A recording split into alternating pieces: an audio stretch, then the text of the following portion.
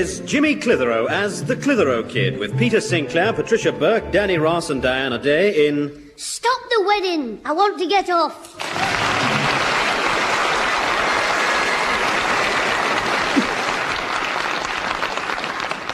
Well, straight up, Pat, I never knew you had a sister called Peggy. And Petey has never mentioned her. Is she some sort of skeleton in your closet? Oh, no, Mr. Whittle, nothing like that. Like you, she's been working abroad, but now she's come back home and got a flat in town. And you say she's getting hitched up to an old childhood sweetheart in Holy Deadlock, eh? Aye, she's marrying Bert Legg next Saturday morning. We hope. Aye, I bet you do, after all the trouble you've just been telling me about. You must have been dead worried when she rang you this morning. You're not kidding. When she said there'd been a mix-up over the time of the wedding, I nearly had a fit. I don't blame you. Must have been very disconstructing. Hey, what about the arrangements for the boiled ham and the booze-up? Oh, the reception. Yeah. Oh, well, we've been lucky there, Harry. As the wedding's at 11:30, we've managed to get the reception brought forward to 1 o'clock. And we think all the guests can make it. Oh, great. Well, here's hoping all's going to be well for Peg. I mean, it's not every day a woman takes on martial status, as they say. Well, you're right, Harry. There they are. 3 rich lace weavers from Nottingham. Hand over your money. Hey, Jim, careful where you're pointing that bow and arrow. You might do someone an injustice. I'm one of Robin Hood's bowmen in our school pageant next week. Don't move, Sheriff Sinclair. Or with 1 arrow from me trusty bow, I'll cut through your sporran and separate you from your kilt. Pat, what's this wee comedian talking about? Oh, you remember, Father, it's the historical pageant to celebrate the school being 100 years old. Yeah, just think, it was built 100 years ago. And looking at our teachers, I think some of them did the bricklaying. That'll do. You said something about getting your costumes today. What happened? Well, we all got measured, didn't half tickle.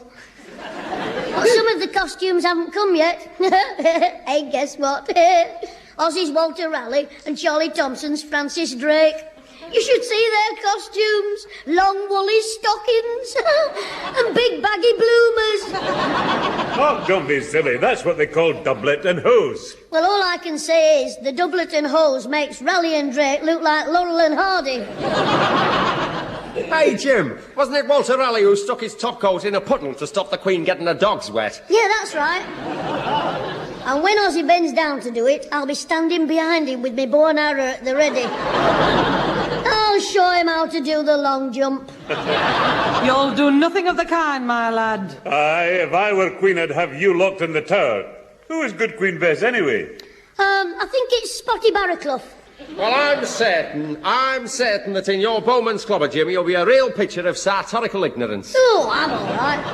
I'll be wearing my ordinary clothes, a leather jerkin and a hat with a feather in it. I'll look just like Jimmy Savile. Well, it's not much of a costume, but when are you getting it? I've got to go and see about it on Saturday morning.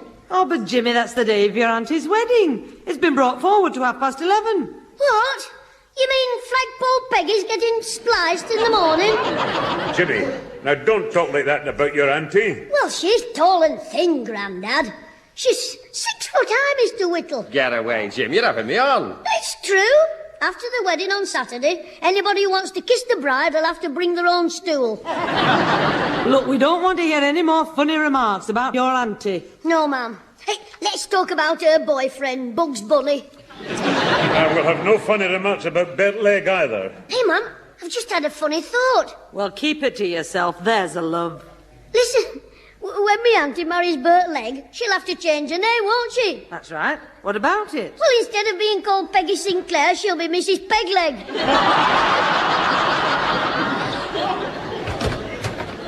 Come in the living room, Alfie. Right, Susan. Enter the lovers, Dopey and Scraggy.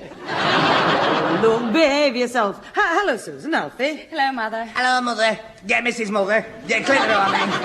And Mr. Sinclair. Dave, did you get my reply to the wedding invitation? Yes, thanks, Alfie. It came this morning. Mother, I rang Auntie Peggy from the office to say I'd fixed the taxes for the new time, and she told me something else has gone wrong. Oh, no, what is it now? Well, you know little Cousin Samuel and Cousin William were going to be the pages. Well, one of them can't do it. In other words, there's a page missing. Ah, shut up. No, one of them won't be there because Billy's Bill. Billy is, he's ill. He says it's jaundice. No, not Billy, he's got it, not said it. Dr. Potter saw him. It's a funny colour. No, not the doctor, Willie, he's gone all yellow. I always said he was a coward. Now, just cut it out, my lad. So poor little Billy's done with yellow jaundice. What a shame. Yes, and they want our Jimmy to take his place. What? Maybe a page boy? I can't do that. Jim, you should think yourself highly honourable. When you walk down the aisle as a page behind your auntie, you'll be holding up the train. Huh? I thought you wanted a page boy, not a signal man. Not that sort of train. Look, when your auntie goes down the aisle in a wedding dress, there'll be a long piece of stuff trailing behind her. Oh, you mean me cousin Lily? You know what he means, my lad. Look, you're going to be a page boy and you're going to like it. I'll be a page boy, but I won't like it. Mother, our Jim has got to go down to Barrett's, the outfitters, before 6 o'clock. He'll have to wear the suit that was ordered for Cousin William, and Auntie says it'll want altering. Oh, I suppose I'd better get down there with him. Well, I just wanted you to look at my dress before you go. It still doesn't fit properly. All right, love, but I won't have much time. It's turned off past 5 as it is. I think it's time I went off. Well, cheerio, everybody. Best of luck with the hysterical pageant, Jim. Thanks, Whacker Whittle. I'm sure it'll be a very suspicious occasion.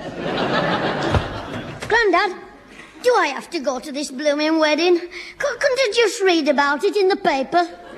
Oh, stop moaning about it, Jimmy. You're going. So you'll just have to make the best of it. Yes, Jimmy. I bet you'll enjoy being a page, because I was one once, and after the wedding I presented a lucky horseshoe to the happy couple, and I said, "May this horseshoe bring you lasting happiness and good luck." And the bride kissed me and said, "Thank you, little boy, and if we have a son like you..." That'll be the end of the good luck. See, I'll thump you in a minute. No, I must have been a good page, because the bridegroom gave me a present of 5 bob. Well, I won't get 5 bob out of our lot. Dead mingy they are. The only way I'll get 5 bob out of them is to go round with the collecting plate. What? Betleck told me he's giving the page boys £2 each. Eh? You mean I get £2 just for carrying a few yards of lace curtain down the aisle? Grandad, I think I've changed my mind.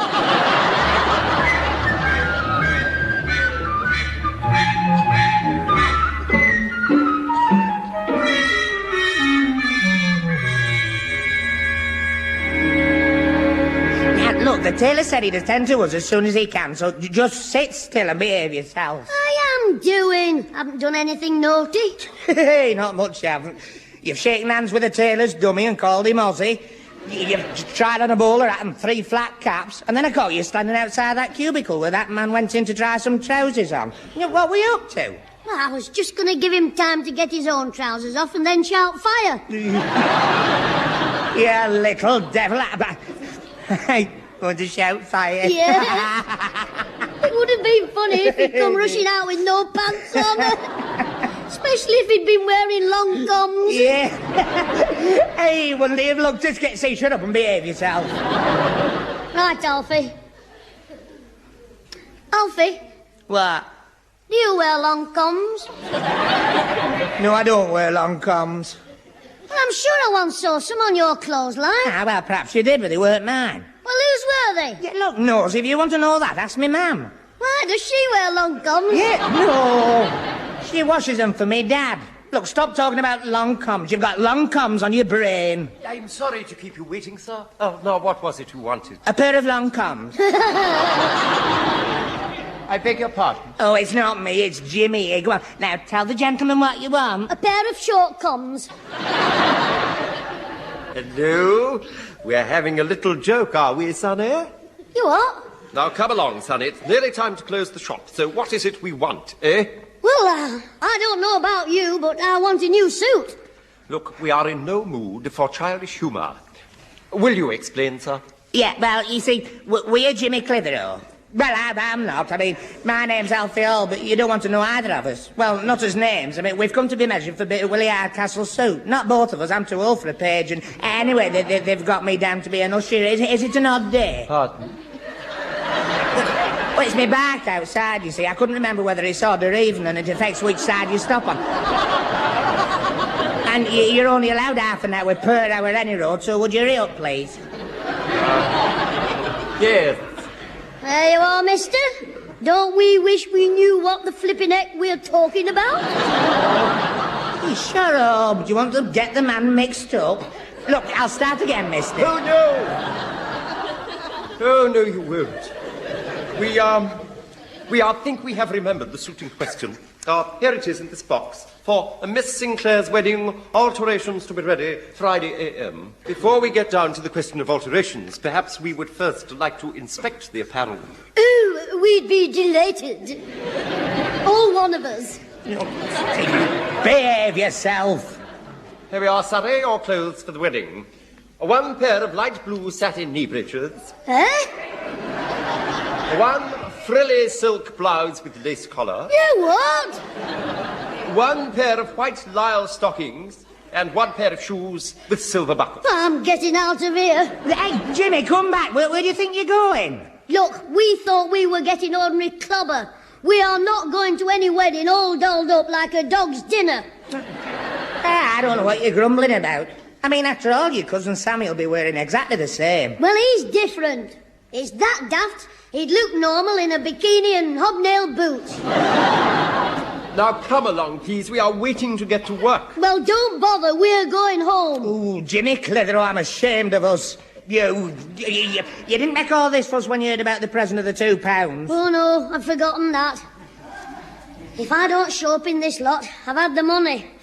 And, unless there was an accident...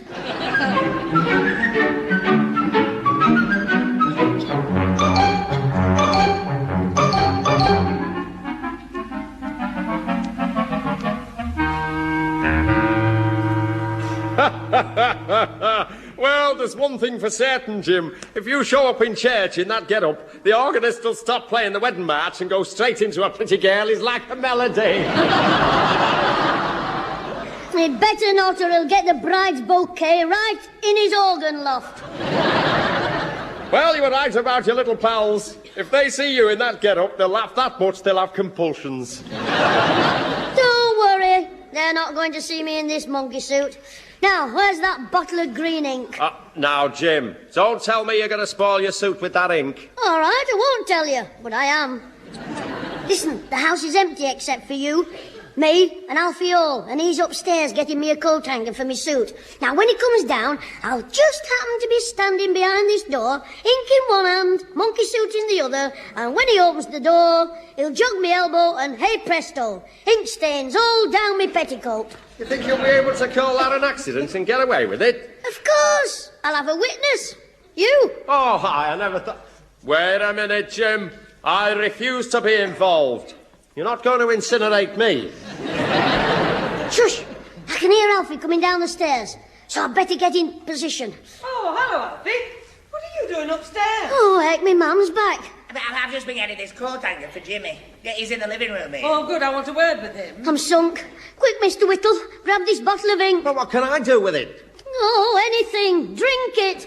Oh, hello, Mr. Whittle. I didn't know you were... Jimmy, what are you doing with that bottle of ink? I'm trying to get rid of it. I mean... You silly boy. You might have got it all over your page boy suit. Oh, yes. I never thought of that.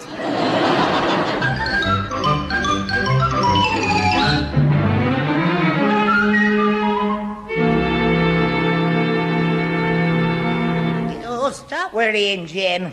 And don't forget, after the wedding, there's the reception. That's what I'm worrying about. The reception I'll get from the Black Hand Gang. While you're throwing confetti, they'll be slinging tomatoes. Still in the tins. Don't be daft. They'll throw fresh and... See, what am I saying? They won't do anything. Except me. Oh, I can see it now. I'll walk out in my sissy clothes and in 2 minutes I'll look like a fruit salad. Look... Hello there, my little whacker. Hi, Alfie. Hello, Mr. Whittle. Hello, Mr. Whittle. Come in, Bert. Your granddad told us to wait in here, Jim. Hello, Mr. Legg.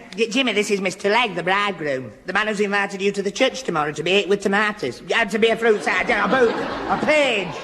What was that? That was Jukebox Alfie, the lad with the long plain tongue. Any more from you and I'll take a pound of tomatoes myself tomorrow. Now then, calm down, Alfie. Jim was only kidding. You shouldn't be so touched. No, Harry, you mean he's touchy? Do I? Oh, yeah, touchy. Sensitised. I didn't mean you were mentally defunct. Hey, Mr. Legg, why don't you get married tomorrow night at about midnight? Midnight? Yes, I mean, there'll be no traffic about and... It means it'll be dark. Well, what's the point of getting married in the dark? Well, nobody could see your face. I mean, when Jim came out with you and the bride, there'd be nobody throwing tomatoes at her. Jim, the page, I hope you'll be very happy. Have you ever thought about seeing a doctor, lad? I see the doctor every morning because he lives near it.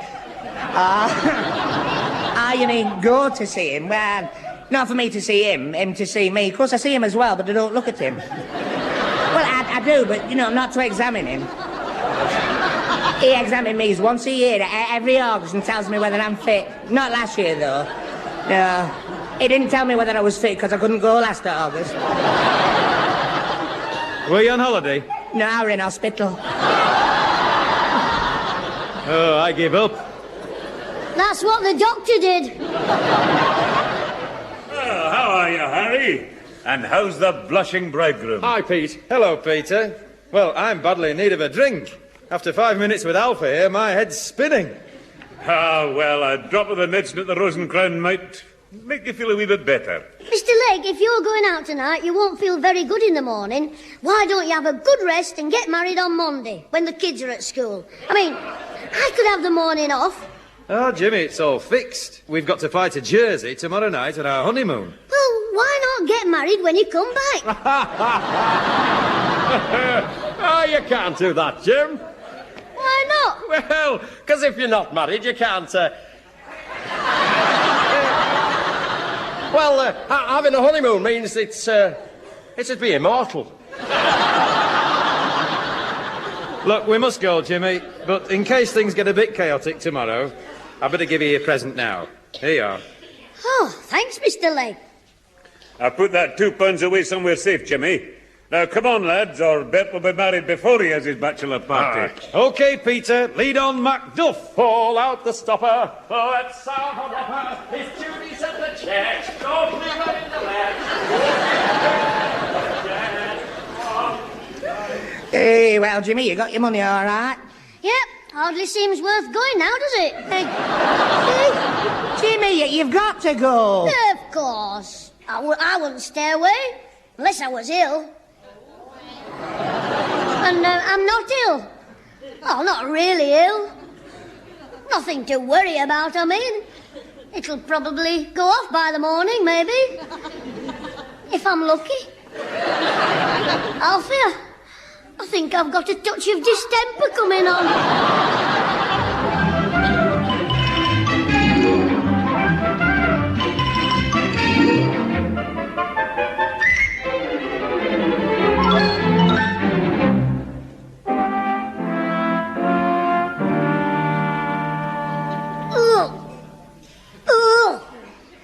Oh, that chalk tastes horrible. Still, I've got to have a white tongue if I'm ill. That's the first thing my granddad will say. Let's see your tongue. If I said I got dandruff, he'd say, let's see your tongue. Ooh, that's it. Ooh, heck, every time I swallow, I lose half my illness. Is there anything else? Choke on my tongue? Knuckles in my eyes? Yeah, they're red. Forehead and hands nice and damp. Now back in bed with me 2 hot water bottles, stick my head under the bedclothes till I hear him coming, and then do a Laurence Olivier. Father, tell Susan to put the kettle on. I'll go and call Jimmy. Right you are, my dear. Oh, good. It's me mum. Come on, Jimmy. Time to get up. Good morning, Mum. I'm awake. I was just going to leap out. What's the matter, son? Are you ill? Oh, no, Mum, I feel fine. I'm just a bit warm. Oh, your head's burning and it's all damp. Yeah, it's leaking. I mean, it feels like water. Well, I'd better get up for the wedding. Oh, look, you stay where you are. What you want is an aspirin and a hot water bottle to keep you warm. If I get any warmer, I'll burst into flames. What an actor. Next week, I think I'll do an audition for Dr. Finley's casebook. Oh, what's all this, then? Let's have a look. Let's see your tongue. A wee bit white. So it should be. I mean, the way I feel. Oh, are my eyes red? Yes, they are. Oh, good. But goodness, you don't think it'll stop me going to the wedding, do you? Nope. There'll be no wedding for you, my boy. Oh, well, I'll just have to be brave about it, won't I? Grandad, Mother wants you. She can't find the aspirins. Oh, right you are, Susan. Well, we've got an invalid in our hand. Hello, Susan. What's wrong with you? Been stuffing yourself with sweets, I suppose. No, I haven't, scraggy neck. I mean, no, Susan. I'm all right. Are you up to something? Oh, go on, be nasty, because I'm too weak to answer back. What's that white stuff on your mouth? Come here. Get off before I clout you. Oh, you got your strength back suddenly, didn't you? Oh, it was my final fling. Susan, come here a minute, love. All right, Mother. I'll close the door, brother dear. We don't want the wind to blow on our invalid. Ooh, why didn't me mum swap her for a pup? What are they doing? Fancy leaving me alone when I'm sick. Jimmy, I'm afraid you won't be able to go to the wedding. Oh, Mum. So you can't be a page. What a pity. So I'd better take the £2 back. Where is it? In the drawer. Take it back. Well, of course. They'll have to get another page, so it wouldn't be right to keep the money, would it? You can't do that. I mean, get somebody else. It's too late. Oh, they'll manage. Oh, Mum, I know. I feel a bit better. In fact, a lot better. Whew, that aspirin put me right. It was very good. It was marvellous, considering it's still here in my hand. Oh, heck. Get out of bed. Yes, Mum. I'll be all right now. So Susan was right. 2 hot water bottles, you little faker. Get into that bathroom, scrub yourself from top to toe, and be downstairs in 15 minutes. Yes, Mum. Alfie's borrowed his cousin's old car and he's taking you to church in it. And you're going to wear your blue trousers, white blouse, and stockings and buckle shoes. Understand? All right. But when the Black Hand gang start throwing, I'll duck behind the vicar. This is 1 year he won't enjoy the Harvest Festival.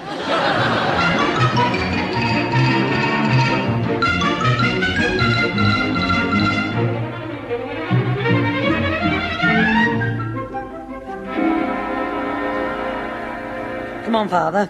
Let's get in the taxi and go home. I'm going to give Jimmy what for. After me, you will. When I saw him walking down that aisle in his grey flannels and school blazer, I could have crowned him with a font. Well, come on. I told Alfie to take him home and keep him there, even if he had to sit on him. Well, that's something Jimmy won't do. When I've finished with him, he won't be able to sit down for a week. I think that was a knock at the front door. I'll just go and see. You sit down. You're not going near the front door. Susan said if I let you get away, she'd never speak to me again. In that case, you ought to pay me to go. Well, I'll just pop upstairs to the bathroom. Well, I'll go with you. You can't go up there on your own. Oh, don't be daft. I'm a big boy now. And you can stop being funny. You didn't wear your page's uniform and your mum will want to know why. Well, is it my fault your cousin's old car got a puncture? I was only helping. Helping? When you're helping to mend a puncture, you don't have to get under the car and start draining the engine oil all over your blue satin pants. Hey, you won't tell me Mum that, will you? Not if she doesn't ask me, but I'm making up no fairy stories for you. I'll make 'em up. You just tell 'em. Where is he? He's still here, Pat. Right, my lad. You've asked for a spanking, and this time we're going to get it. Oh, heck, Grandad, I couldn't help it. Upstairs, go on. Wait a minute, Father. Jimmy, have you an explanation? Of course I have. If you'll only listen. All right. I'll listen to your explanation, and then I'll spank you. Well, I had to come back and change because I got oil all over my wedding clothes off Alfie's cousin's car. You mean there was oil on the seat? Is that true, Alfie? Well, if he says... Yes, there was. Remember? You wiped the seat, Alfie. Oh, that's right. Yeah, I did have to wipe oil off the seat where Jimmy sat down in his oily trap. Oh, me fault! Sorry, Alfie. I was aiming for your mouth. Now, just a minute. Alfie, did he get oil in his trousers from the seat? Well, I know. You see, well, the car broke down. And I had to get under the car, that's right. Alfie couldn't have squeezed under, could you, Alfie? Remember, you've still got 1 foot to go. No, but I couldn't have got under, not without jacking it up. Well, I suppose we'll have to accept that. But it's marvellous how everything works out the way you want. Well, it's true, ma'am. I got under and loosened the nut and the oil came out. But, Alfie, why didn't you jack up the car and get underneath yourself to mend it? Don't be daft. You don't need to get under a car just to mend a puncture on me foot. Alfie, what happened to Jimmy's clothes? I want the truth, please. No shielding him. Hello, folks. Can I come in, or is it something private you're discussing? Mr. Whittle, come in. Ma'am, it's Mr. Whittle. Good old Mr. Whittle. Well, you'll want to talk private now, so I'll go. See you later, ma'am. Come here, you. We're going to get to the bottom of this. Bottom of what? Of me, with a slipper. Oh, well, if this is a private quarrel, I won't interspace myself in family confirmations. I just come round to deliver this note. A note? Who from, Mr. Whittle? A little fat geezer who was knocking on your door while you were out. Oh, yeah, Treadmill it was. No, Mr. Treadwell, our headmaster. He's little and fat. That's it, Jim. Treadwell. Spoke with a very funny accentuation. Oh, no, Father. Read this. It's poetic justice. What? Oh, that's rich. That's lovely. Jimmy, you don't need to worry. I won't spank you now. I won't need to. Well, what do you mean? What is it? Look at it. It's about your costume for the pageant. What? Let me see. Oh, what a rotten trick. Aye, and you'll be there, my boy, if I have to carry you. But what's up, Jim? It's as good as a death sentence from the Black Hand Gang.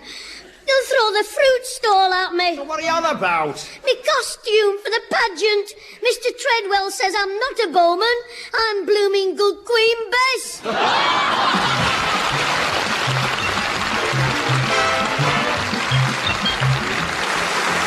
Those involved with the Clitheroe Kid this week were Peter Sinclair as grandfather, Patricia Burke as mother, Danny Ross as Alfie Hall, Diana Day as Susan, Brian Truman as Harry Whittle and the tailor, and Fred Gaunt as Bert Legg. The recorded programme was written by James Casey and Frank Roscoe, produced by James Casey, and starred Jimmy Clitheroe as the Kid himself.